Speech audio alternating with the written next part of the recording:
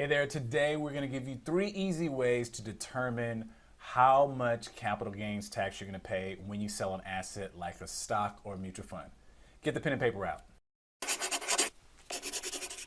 Hey there, Dominique Henderson, founder of djh-capital management, here today to talk to you about how to determine your capital gains tax. There were a lot of changes last year to the tax law, and this year when you get your 2018 tax return and start to prepare that, whether you do it in-house or you outsource it, you're going to notice some changes. And I want to cover a topic that may cause some confusion sometimes of when you sell an asset like a stock or a mutual fund, how do you determine how much capital gains tax you're going to pay? Let's get right into it. All right, before we start anything, the very first step is creating a common language, which is the IRS tax formula. I've got it right up here, because I want you to go through it and know it, because in this waterfall of different deductions and income sources will be what you pay in capital gains. So if you just think about what you make from all sources of income, and then maybe you minus things like contributions to an IRA or contributions to a employer retirement plan, or deduct business losses, that is going to give you gross income. From gross income, you will deduct above the line deductions. From that, you would have your what is called adjusted gross income. After adjusted gross income are all your below the line deductions, and then taxable income is what you're actually taxed on. And so we want to understand that. That's going to set up a couple of different things for you to understand where capital gains falls in that hierarchy of deductions and income. So let's move on to the second step. All right, now that we got the formula down, let's talk about how we actually net them. So just as a precursor, just so we don't get anything confused, we're only talking about capital assets. Capital assets are the only thing that you can take deductions for. In this scope of this podcast, we're not talking about personal use assets like your home or your car, okay?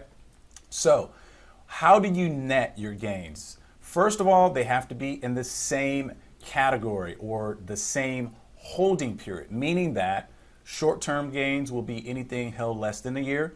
Long-term gains are going to be anything held longer than a year. That's the first step.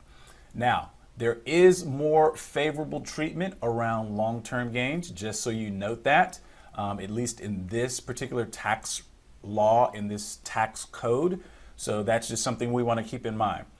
What you're going to do is you're going to take everything that is short-term, all the short-term held less than a year sales, take all that, everything that you've made and lost from that, net that to one number. We're going to do the same thing for long term. Anything you've made or lost from all your anything held longer than 1 year, net those together. You're going to have 2 separate numbers, one net number for your short term and one net number for your long term at that point. All right, now the rule on capital losses is that you're going to have to cap those at $3,000 in this current tax code, meaning that if you have losses that exceed that in any given year, no matter what category they're in, short-term or long-term, you can only take $3,000. So anything not used will have to be used in a subsequent tax year.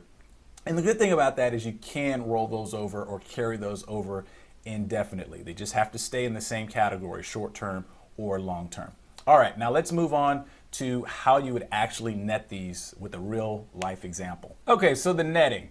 Let's say you have a net long-term gain of $5,000, and you also have a net short-term loss of $3,000. Well, what you now have is a net long-term gain of $2,000. What we're going to do is we're netting those 2 categories to get to that net number.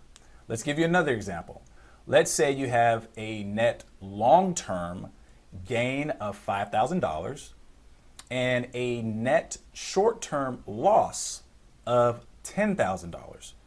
What you now have is a net short-term loss of $5,000. All right, now to step 3. Now you have to apply the formula. So that's why it was so important for you to know what the formula was, because you're going to have to look through what your taxable income where you fall in the bracket, which I've linked up into the cards, and take your taxable income number, and it's going to be at this point in the tax law 0, 15, or 20%. So you find out what taxable income level you've fallen into, and that correlates to either the 0, the 15, or the 20%. So let's say that you had a $1,000 long-term gain, which means you're going to be in the 15% bracket for determining what your tax is going to be on that gain. 15% times 1,000 gives you $150 in total tax. So that's how that works. Now, as always, if any of that's confusing, I recommend that you consult a tax professional or a financial professional like myself so you can get specific information on your situation before you go writing checks and before you go determining exactly what you think you're going to have to pay. It's always good to get a second pair of eyes on your situation. It's well worth it so that you don't make any mistakes that are going to cost you.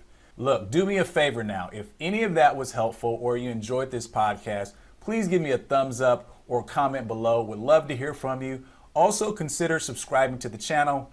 Would love to have you a part of the community. Take care and bye for now.